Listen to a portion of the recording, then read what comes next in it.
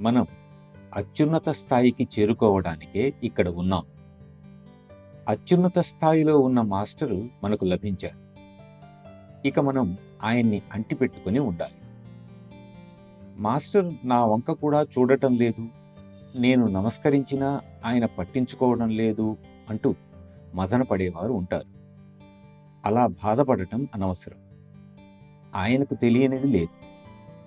మనం భౌతికంగా ఆయన సమక్షంలో ఉన్నా లేకపోయినా ఆయన హృదయ సాన్నిధ్యంలో ఉండి తీరాలి. అలా ఉండగలిగితే ఆయన మనలను చూడగలుగుతారు. ఎందుకంటే నీ ప్రేమ అక్కడ ఉన్న ఆయనకు చేరుతోంది కనుక. కాబట్టి సహజ మార్గం చాలా సరళమైనది, సులభమైనది.